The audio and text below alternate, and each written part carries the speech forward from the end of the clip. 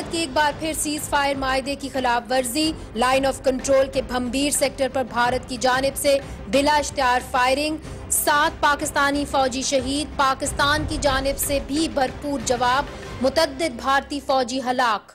क्या मोदी सरकार कश्मीर में हालिया आजादी की तहरीक और मुल्क में 500 और 1000 की करेंसी नोट्स पर पाबंदी लगाकर पैदा होने वाले तनाजे से तवज्जो हटाने की कोशिश कर रही है?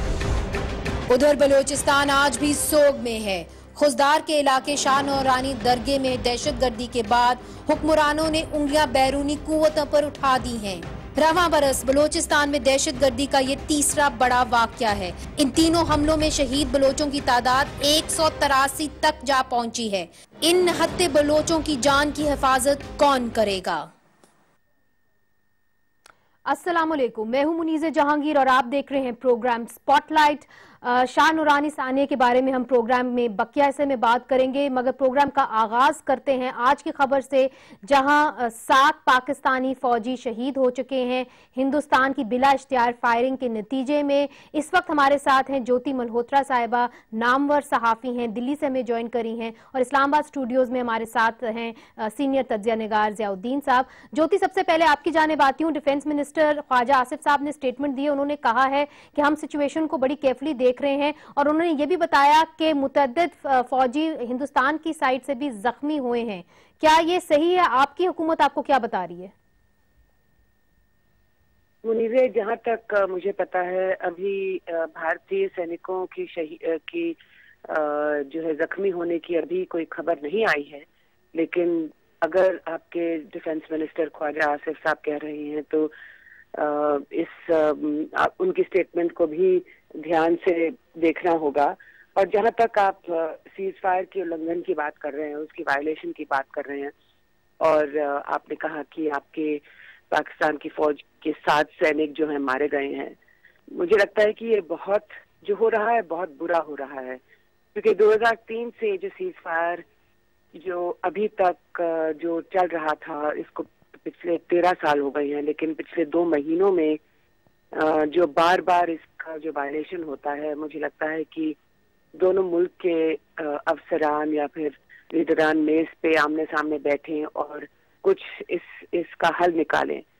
क्योंकि देखिए, हमको रहना तो साथ ही है, ऐसा तो नहीं है कि भारत और ज्योति, बिल्कुल आपने सही कहा, रहना साथ ही है। और जिस तरह के आपके प्राइम मिनिस्टर मनमोहन सिंह साहब ने एक दफा कहा था कि हम अपने हमसाए बदल नहीं सकते, मगर ये क्या वजह है कि इतनी बड़ी खबर है बॉर्डर के इस पार के 7 फौजी जो हैं इस वक्त हलाक हो चुके हैं। हमारे डिफेंस मिनिस्टर ने कह दिया है कि हम एक गहरी नजर रख रहे हैं बॉर्डर के ऊपर। हमारी जो स्टेट मिनिस्टर फॉर इंफॉर्मेशन है मरियम औरंगजेब साहिबा, उन्होंने कहा कि उसी लैंग्वेज में हम जवाब देंगे, बल्कि अगर भारत ये जुर्रत करेगा कि इस पार आए तो फिर को नुकसान उठाना पड़ेगा। इस किस्म की स्टेटमेंट्स आ रही हैं, मगर हिंदुस्तानी मीडिया के ऊपर इस वक्त सिर्फ डोमेस्टिक पॉलिटिक्स डिस्कस हो रही है, और जो डीमोनेटाइजेशन हुई है, 500 रुपए का नोट और 1000 रुपए का नोट बैन हुआ है, सिर्फ उसके ऊपर बात हो रही है। क्या इस खबर की कोई अहमियत नहीं है? मोदी जी, आपने मेरे मुंह से सारे जो जवाब है वो तो आपने निकाल ही दिए हैं। क्योंकि आप जानती हैं कि पिछले 1 हफ्ते से जब तक ये डीमोनेटाइजेशन वाली जो खबर आई है, जब से ब्लैक मनी के खिलाफ एक जंग छेड़ी है हमारे प्रधानमंत्री ने, तब से हमारी मीडिया और हमारा जो ऑपोजिशन है, कांग्रेस पार्टी हो या कोई दूसरी पार्टी हो, उसको और कुछ नहीं दिखाई दे रहा बजाय इस स्टोरी के। जी ज़ियाउद्दीन साहब, ये तो यकीनन सामना करना होगा, मगर इस सिमत में अब मामला चला गया है। इतनी सख्त जुबान मैंने कभी हमारे सियासतदानों से नहीं सुनी। मरियम औरंगजेब साहिबा स्टेट मिनिस्टर फॉर इंफॉर्मेशन, अब तो पोर्टफोलियो उनका इंफॉर्मेशन मिनिस्टर का ही है, और फिर डिफेंस मिनिस्टर का भी, कि दोनों तरफ कैजुअल्टीज हुई हैं, उस तरफ भी हमने नुकसान पहुंचाया है। आप इस मामले को किस सिमत में जाते हुए देखते हैं? नहीं, ज्योति का ये बात तो सही है कि हमें ये जो सिचुएशन हमने क्रिएट कर ली है दोनों तरफ, हमें चाहिए कि हम बैठ के इस पे कुछ बातचीत शुरू करें। जहाँ तक इस बात का ताल्लुक है कि LOC पे क्रॉस बॉर्डर फायरिंग, ये कोई मनीज़े नई बात नहीं है। We have lived with it for a number of years. मैंने, आपको याद होगा कि नवाज शरीफ साहब की दूसरी हुकूमत में भी ये सिलसिला शुरू हुआ था। तो मतलब है कि ये शुरू से ही, जब से कश्मीर का इशू है हमारे सामने है और जब से ये एलओसी का को जो फिक्स किया गया उस वक्त से ये क्रॉस बॉर्डर फायरिंग हो रही है। और अक्सर ये हालात ऐसे हो जाते हैं जबकि एक दूसरे के खिलाफ जो है इस किस्म की जंगजुआना बयानात हम देते हैं, पाकिस्तान की तरफ से भी हिंदुस्तान की तरफ से भी। इसमें जाहिर है कि इस वक्त जो कश्मीर, इंडियन कश्मीर की जो पोजीशन है उसका बहुत बड़ा हाथ है। यानी उरी वाली जो इंसिडेंट है उसको हिंदुस्तान अपनी तरफ से ये समझ रहा है कि ये पाकिस्तान के जो इन्फिल्ट्रेटर्स हैं उन्होंने किया है। हम इसको डिनाई करते हैं, लेकिन जब वो इस बात को समझ चुके हैं कि भाई ये पाकिस्तान के इन्फिल्ट्रेटर्स ने किया है तो उन्हें भी अपने इन्हें रिटेलिएट करना है। तो ये रिटेलिएशन, मेरा ये ख्याल है कि ये कुछ रिटेलिएशन का सिलसिला है। लेकिन मेरे जहन में एक और एक बात आती है मुनीज़े, ये जो ट्रंप की जो सक्सेस है, ट्रंप जो सदर बन गए हैं, हो सकता है कि उनके लिए ये शुरू ही में से सिग्नल हिंदुस्तान दे रहा है कि देखो ये क्रॉस बॉर्डर जो इन्फिल्ट्रेशन पाकिस्तान की तरफ से हो रहा है वो आज भी हो रहा है, इसीलिए हमने एलओसी पे इतनी ज़बरदस्त किस्म की इन्हें फायरिंग शुरू कर दी है ताकि वो इस तरफ ना आए। और चूंकि उरी वाला वाक़या इमीडिएट अभी पिछले दिनों का वाक़या है और वहाँ मैंने ये भी महसूस किया कि इवन प्रेसिडेंट ओबामा भी इस बात से मैंने ओपनली तो अग्री नहीं करते हैं, लेकिन उनकी एडमिनिस्ट्रेशन से मुझे ये लगा कि उनके रिस्पांस से कि उरी के सिलसिले में वो पाकिस्तानी को ब्लेम कर रहे हैं। अगर ये बात है तो ये एक बहुत जिसको कहते हैं ना कि सक्सेसफुल किस्म की पॉलिसी है, स्ट्रैटेजी, ये टैक्टिक है इंडियंस की कि आज एलओसी को इतना गर्म कर दो कि इंटरनेशनली जो है ना वो फोकस में आ जाए और फिर इवन इन नई एडमिनिस्ट्रेशन जो आने वाली है उसके जहन में भी ये बात बैठ जाए कि पाकिस्तान से इन्फिल्ट्रेशन हो रहे हैं। ये हो सकता है कि ये इनकी स्ट्रैटेजी। मगर ज़िया साहब, हार्ट ऑफ एशिया कॉन्फ्रेंस होनी है पहले वीक में, दिसंबर के पहले हफ्ते में। आपको लगता है कि उसके बाद मामला कुछ ठंडे हो जाएंगे या आपको लगता है कि ये इस तरह कशीदगी रहेगी हिंदुस्तान और पाकिस्तान के दरमियान? मेरी उम्मीद है कि हालात ठंडे हो जाएं, लेकिन मैं नहीं समझता कि हार्ट ऑफ एशिया में भी कोशिश करेंगे मोदी साहब कि हमको आइसोलेट करें। एक तो मैंने ये सुना है कि वो इन्विटेशन ही नहीं आई है, या अगर आई है तो बड़ी लो लेवल की आई है। तो मैंने भी ये भी सुना है कि शायद हमारे हाई कमिश्नर अटेंड करेंगे, हमारे यहाँ से कोई इम्पोर्टेंट रिप्रेजेंटेशन नहीं होगा। ये मुझे तो लगता है ये है कि हम ये एक्सपेक्ट करें कि हिंदुस्तान अपनी पॉलिसी बदल दे। उससे ज़्यादा मुझे लगता है कि हमें भी बैठकर ये सोचना पड़ेगा कि हम 70-72 साल से या 50 साल से जो हमने पॉलिसी, इंडिया की पॉलिसी हमने अडॉप्ट की है, क्या हम उसको रीविजिट कर सकते हैं, उसकी तरफ हम फिर देख सकते हैं। मिसाल के तौर पे न्यूट्रलाइज कैसे कर सकते हैं हिंदुस्तान का ये जो अप्रोच है टुवर्ड्स पाकिस्तान, ये भी हम सोच सकते हैं कि अफगानिस्तान और हिंदुस्तान को हम लैंड रूट दे दें और उसके बदले में हम अमन मांगे इन लोगों से। बहुत बहुत शुक्रिया ज़िया साहब अपना तज्जिया देने का। ज्योति मल्होत्रा साहिबा हमें दिल्ली से ज्वाइन करने का। तो ज़िया साहब इधर कह रहे थे कि अगर हिंदुस्तान के साथ अमन चाहिए तो कोई out of the box solution देखना पड़ेगा, हमें कुछ देना पड़ेगा। लैंड रूट्स की उन्होंने बात की कि लैंड रूट्स हमें खोल देनी चाहिए हिंदुस्तान और अफगानिस्तान के दरमियान, मगर फिलहाल कशीदगी बरकरार है बॉर्डर के ऊपर और मामलात ख़राब हैं। ज़िया साहब ने आने वाली नस्लों की भी बात की। तो बढ़ते हैं बलूचिस्तान की तरफ। अब ब्रेक के बाद बात करेंगे कि बलूचिस्तान में कैसे हर कोई सहमा हुआ है।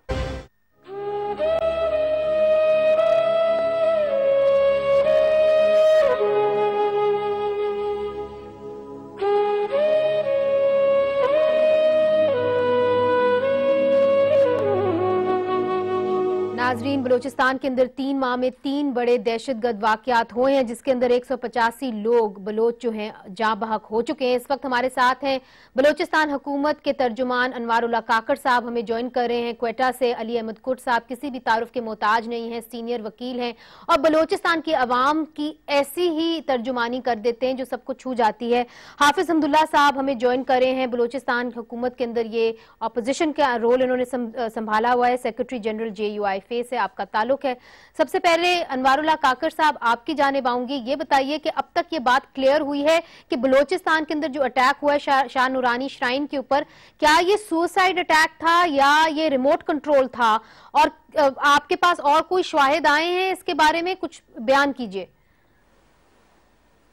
जी, मेरे इनिशियल असेसमेंट जो है ना वो सुसाइड बॉम्बर की ही है, जिसकी उम्र जो है वो बिटवीन 16 to 18, बिल्कुल अर्ली यूथ में है, नौजवान है, 16 से 18 साल की उम्र का। उसका सर भी मिला है और दूसरे एविडेंसेस जो है वो भी इस तरफ लीड कर रही हैं कि सुसाइड बॉम्बिंग हुई है।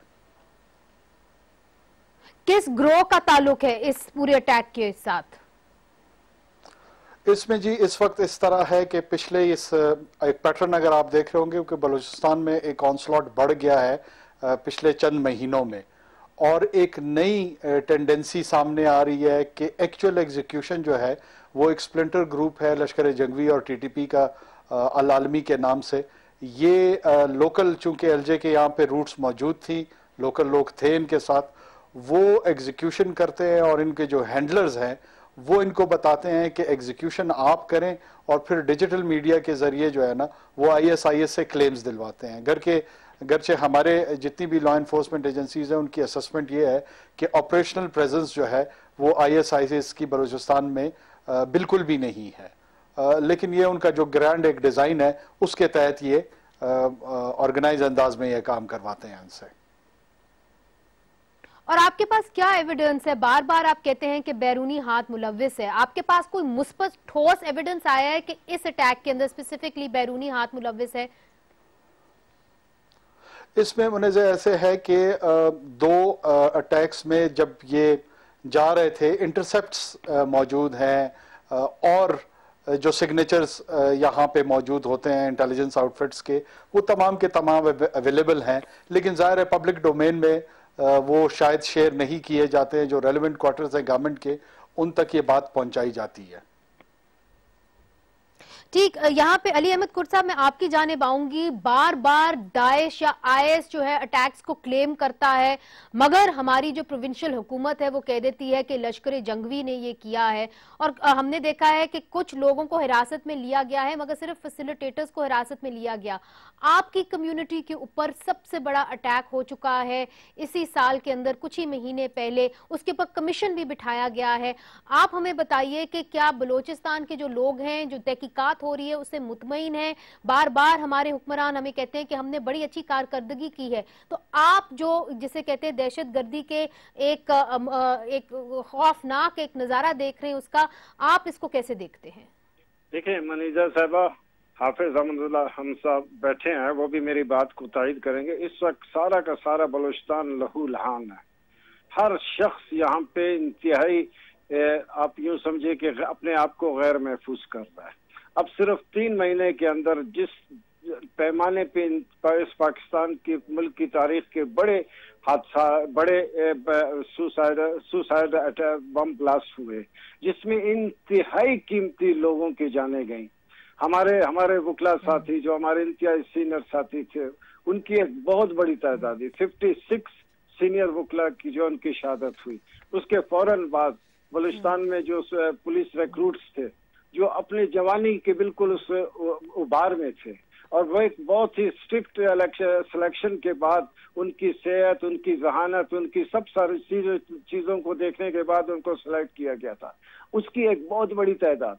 और अभी शाह नूरानी के मज़ार पे आपने जो देखा, इस लिहाज से पाकिस्तान, बलूचिस्तान का हर शख्स अपने आप को गैर महफूज समझ रहा है। अब अगर बलूचिस्तान में कोई महफूज है तो वो सिर्फ हुकूमती एहलकार हैं, बड़े बड़े लोग हैं, जज साहिबान हैं, बड़े बड़े सरमाएदार हैं, जागीरदार हैं, सरदार हैं, एमपी हैं, और हमारे जो मुख्तदर तबकों के जो मालिक हैं, इस मुल्क के मालिक हैं, वो लोग हैं। बाकी तमाम का तमाम हर शख्स, हर शहरी जो है गैर महफूज है। वो बिल्कुल अल्लाह का नाम लेके सुबह वो निकलते हैं और रात को आते हैं तो उनके घर में खाना खाने से पहले ये दुआ होती है कि अल्लाह तेरा शुक्र है कि आपने हमारे आदमियों को जो है सही सलामत लिया है। कोई किसी किस्म की कोई सिक्योरिटी नहीं। साहब सनाउल्लाह ज़हरी साहब तो ये कह रहे हैं कि बड़ी अच्छी कारकर्दगी रही है लॉ एनफोर्समेंट एजेंसी। नहीं, मुझे बहुत अफसोस से कहना पड़ता है, अभी आपके पास अफसर जमानत बैठे हैं गवर्नमेंट की, बिल्कुल गलत कहते हैं। इन्होंने अभी जो कमीशन बैठा हुआ है काजी फैज ईसा साहब के, इन्होंने सीएम भी देखें बहुत जिम्मेदार हैसियत, इन्होंने आके प्रेस कॉन्फ्रेंस किया कि जो वकला को शहीद करने वाले जो लोग थे, जो मास्टरमाइंड था, जो उनके सहूलतकार थे, उनको जो हमने अरेस्ट कर लिया है। सुबह जो काजी फैज ईसा साहब ने इन सबको बुलाया, पूछा तो उन्होंने कहा, जो इन्वेस्टिगेट कर रहे थे उन्होंने कहा नहीं जनाब ऐसी कोई खबर नहीं है। फिर अनवर उल हक साहब आपके साथ बैठे, उन्होंने कहा नहीं हमने सबको अरेस्ट कर लिया है, मगर हकीकत ये है कि एक आदमी भी अरेस्ट नहीं हुआ है। अगर इस तरह के स्टेटमेंट्स अगर आप हुकूमत चलाएंगे तो इसमें जो मुल्क में जो बदआमनी फैल रही है, जो एक अफरा तफरी फैल रही है, ये बजाते खुद इस मुल्क में एक ऐसा जबरदस्त एक अदम इस्तेकाम, सियासी तौर पे एक ऐसा अदम इस्तेकाम पैदा कर रहा है कि जिसको मेरे और आपके खुशनुमा बयाना देने से या लोगों को तसल्ली देने से कम नहीं होगा। इस वक्त पाकिस्तान में बिल्कुल सूबे, हमारे सूबों में किसी भी लिहाज से अगर आप देखें, न तो पार्लियामेंट की हुकूमत है, न तो वज़रा की हुकूमत है, जो बैठे हैं उनके इख्तियार में जो कुछ है मालिक वो है, मगर लगता है ये कि कोई शख्स आपने एक बहुत अहम सवाल उठा लिया है। मुझे इजाजत दीजिए, इससे पहले कि मैं हाफिज साहब की जानिब आऊं, काकर साहब आप इसका जवाब देना चाहेंगे? वाकई में ये एक बहुत बड़ा सवालिया निशान है कि डीआईजी कमीशन के सामने जो जुडिशल कमीशन बिठाई है आपने दहशतगर्द हमलों के ऊपर, उसके सामने आके कहते हैं कि हमने तो किसी को हिरासत में नहीं लिया, जबकि आपके वज़ीर आला सनाउल्लाह ज़हरी साहब अलअलान कह चुके हैं कि हमने कुछ लोगों को हिरासत में लिया है। कंफ्यूजन क्यों है आप लोगों के अंदर? कौन है हिरासत के अंदर इस वक्त आपके? देखें जी, मैं कुर्द साहब के बसत एहतराम मैंने ये कहा था कि, और मैं उसको दोबारा रिट्रीट कर रहा हूँ, जैसे देखिए अल्फाज के चुनाव और उसके सेमेंटिक्स में बड़ा एहतियात के साथ काम लेना चाहिए। ये तमाम प्रोफेशनल्स हैं, मैं तो शायद तिफले मकतब हूँ अभी तक। मैंने एक अपने प्रोग्राम में ये ज़रूर कहा था कि मुख्तलिफ लोगों को लॉ इन्फोर्समेंट एजेंसीज ने अरेस्ट किया है इस वाक़े के सिलसिले में। वो बहुत सारे लोगों पे शकूक और शुबात में उनको अरेस्ट भी किया जाता है और उनको रिलीज भी कर दिया जाता है अगर वो शकूक और शुबात अनफाउंडेड हों। ये एक इनहेरेंट राइट है लॉ इन्फोर्समेंट एजेंसीज का, और इस वाक़े में भी उन्होंने कुछ एम्प्रीहेंशंस करके कुछ लोगों को छोड़ा है क्योंकि वो एक सॉलिड एविडेंस की तरफ उसको लीड नहीं कर रहे थे। हमारा कन्वे करने का मकसद ये था कि वी आर ऑन इट, हम इसके पीछे पड़े हुए हैं और कोशिश कर रहे हैं कि इनके कल्प्रिट्स को क्या कहते हैं एप्रीहेंड कर सकें। अगर उसको कोई इस तरह परसीव कर रहा है कि हम झूठ बोलना चाह रहे हैं तो ये आपका इस्तेकाक है, लेकिन सच्चाई ऐसे नहीं है। हमें कोई शौक नहीं है झूठ बोलने का।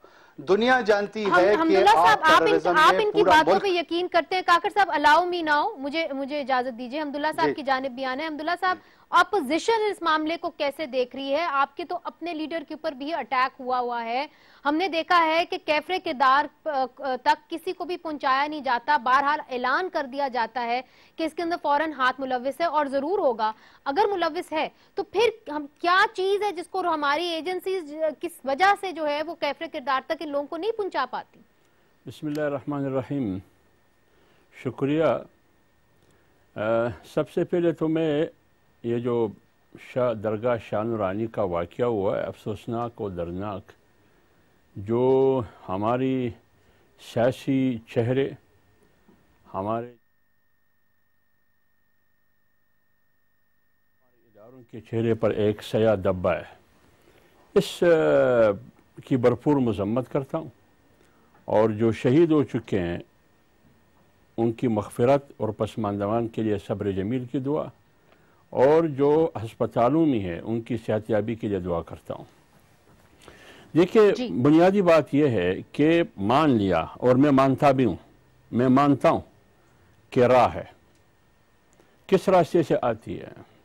राह आ रही है अफ़गानिस्तान के रास्ते, एनडीएस बशमूल एनडीएस के, मान लिया, ये भी मानता हूँ। लेकिन इसका रास्ता किसने रोकना है?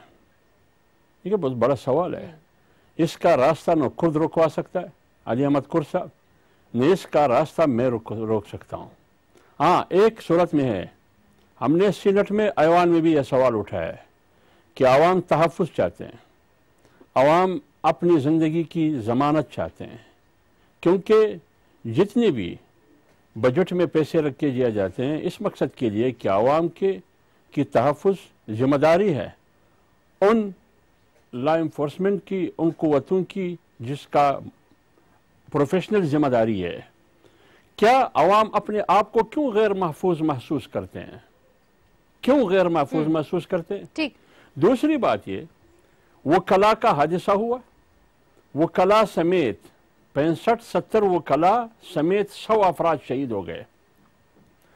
क्या आज तक ये साबित हुआ कि इसका जिम्मेदार कौन है?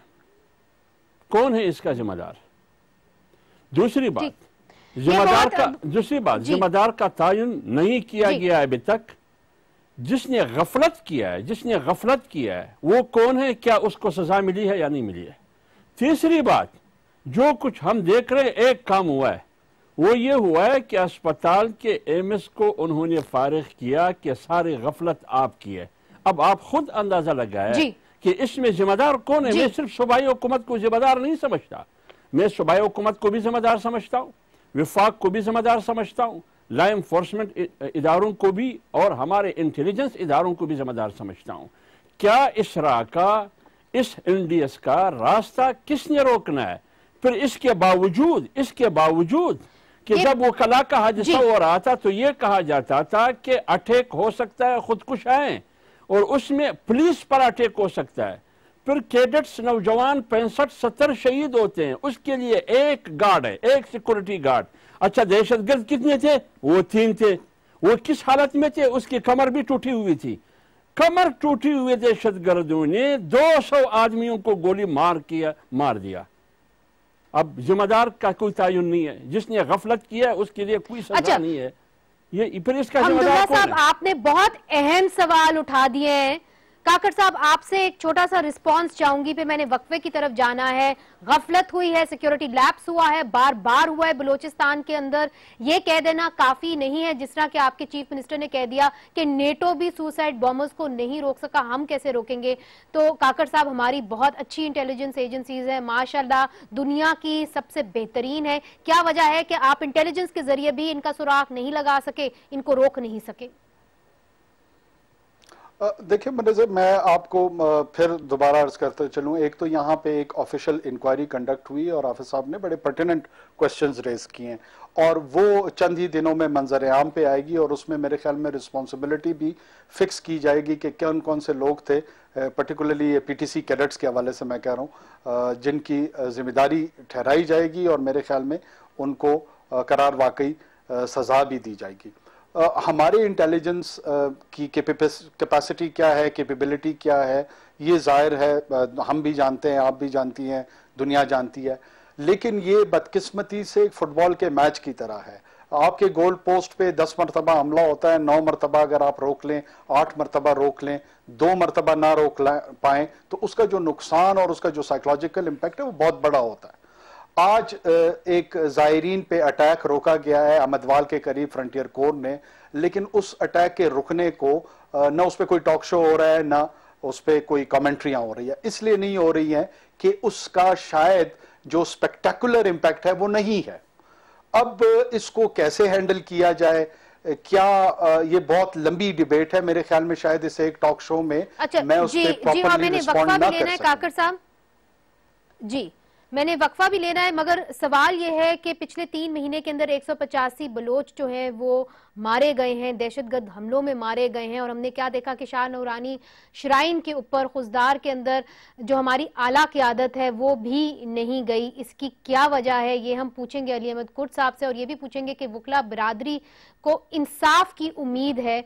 वही लोग जो हमारे लिए इंसाफ की लड़ाई जंग लड़ते हैं, आज अपने लिए एक जंग लड़े हैं, कहाँ तक पहुंचे हैं, ये पूछेंगे एक वक्फे के बाद। कुर्द साहब, ब्रेक से पहले जो बलोचिस्तान हुकूमत के तर्जुमान हैं उन्होंने हमें बताया कि किस तरह उन्होंने कोई ना कोई जो दहशतगर्द हमले होते हैं कहीं ना कहीं उनको रोका है, मगर उसके ऊपर प्रोग्राम नहीं होते। मगर दूसरी तरफ से हम देखें कि जो बड़े हमले होते हैं वो फिर भी हो जाते हैं, और उनके कहने के बावजूद कि हमने पूरी तरीके से इस नासूर के ऊपर काबू पा लिया, फिर भी ये हमले होते हैं। मगर हमने दूसरी जानिब देखा है कि बलोचिस्तान इतना पसमानदा इलाका है, खासतौर पर खुजदार का इलाका जहाँ पे ये अटैक हुआ, वहां पे कई लोग तो इसी तरीके से मर गए चूंकि एम्बुलेंसेज इतनी देर से पहुंची। पहुंची।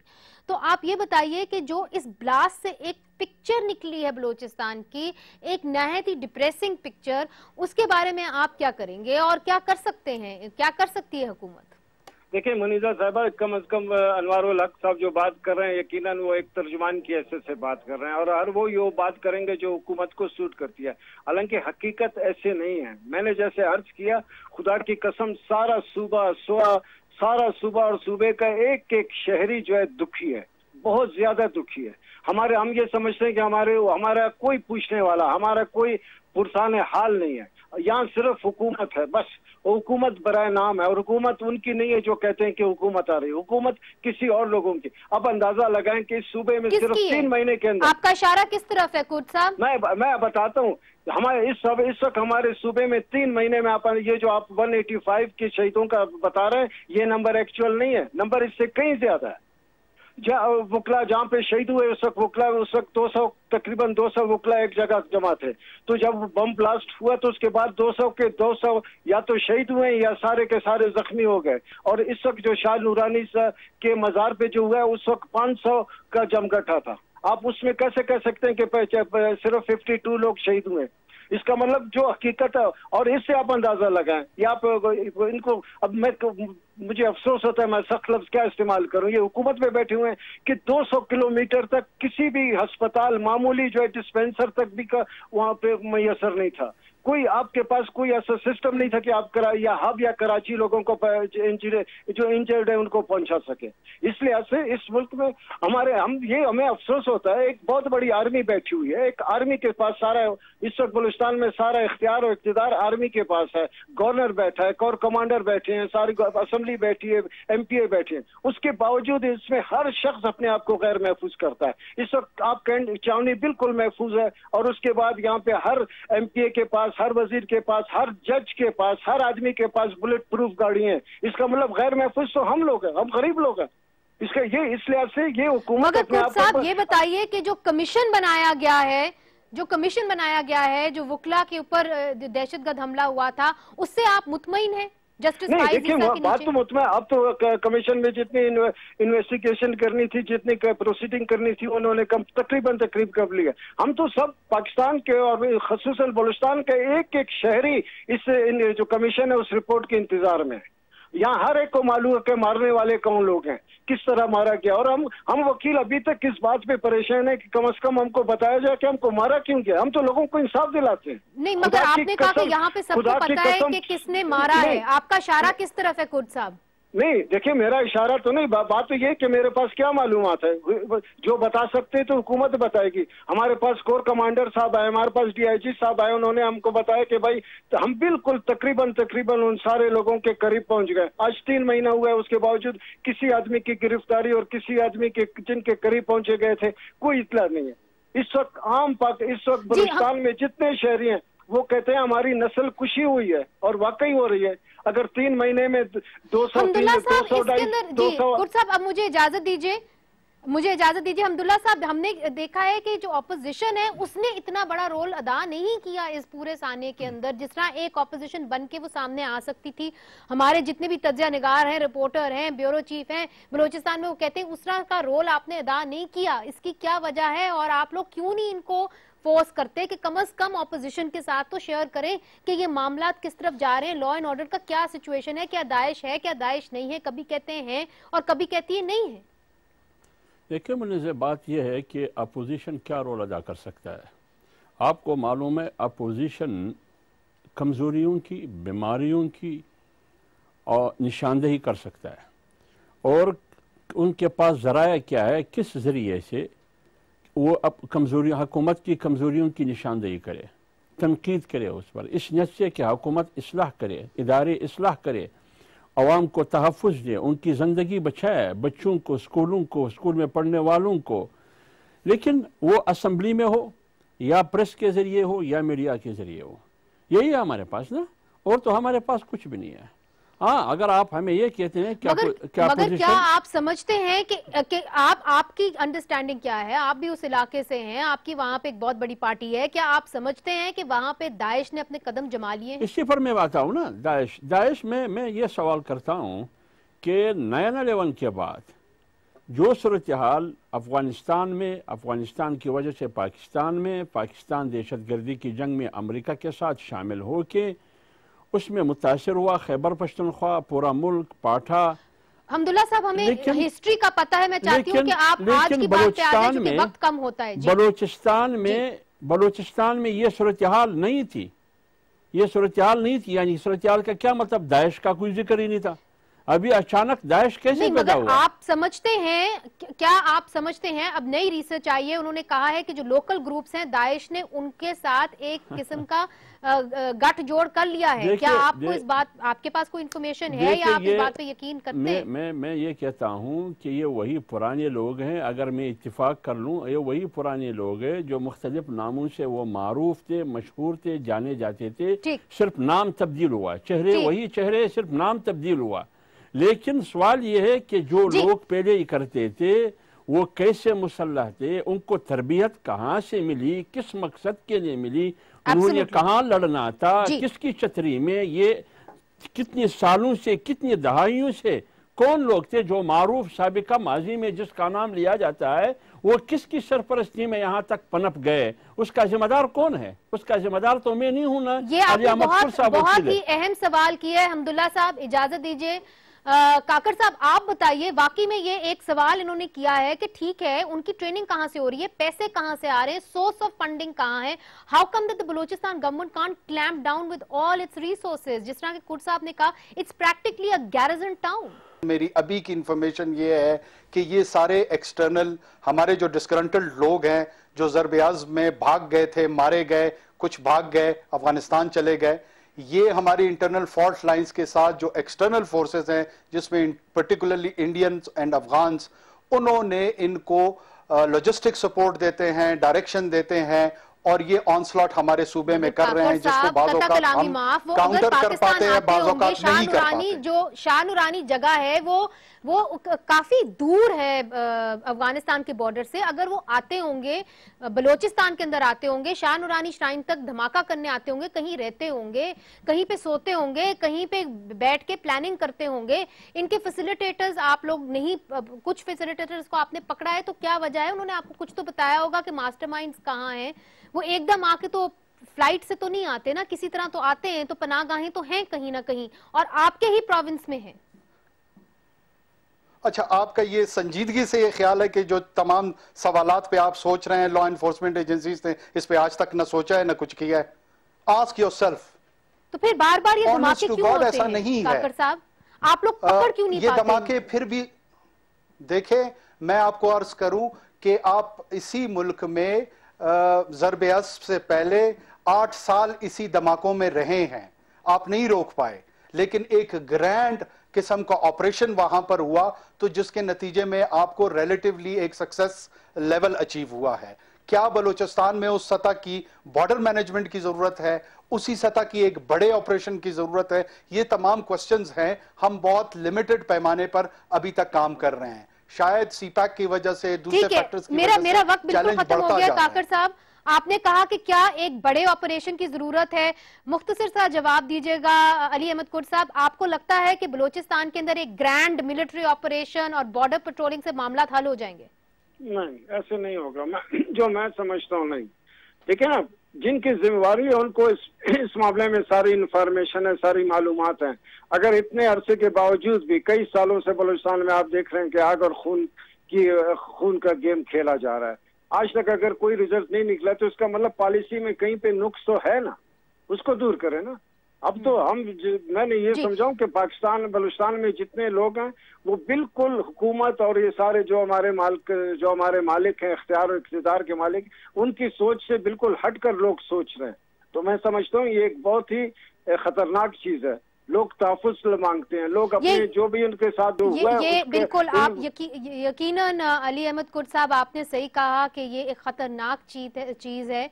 अनवारुल हक काकर साहब, अली अहमद कोट साहब, हाफिज अब्दुल्ला साहब, बहुत बहुत शुक्रिया हमें इस प्रोग्राम में ज्वाइन करने का। तो हमारे जो हुक्मरान हैं उनको फौरन बलूचिस्तान के पर तवज्जो देनी चाहिए। ये कह देना काफ़ी नहीं है कि हम बहुत अच्छा काम कर रहे हैं और अगर एक दो धमाके हो गए तो हमने बहुत सारे धमाके रोके भी हैं, ये काफ़ी नहीं है। बलूचिस्तान की जो इस वक्त आवाम है वो आपसे तहफ़्फ़ुज़ चाहती है, अपनी जान की तहफ़्फ़ुज़ चाहती है और आपकी ये एक रिस्पॉन्सिबिलिटी है कि आप हर शहरी को तहफ़्फ़ुज़ फराहम करें। आज के लिए मुझे इजाज़त दीजिए। खुदा हाफिज।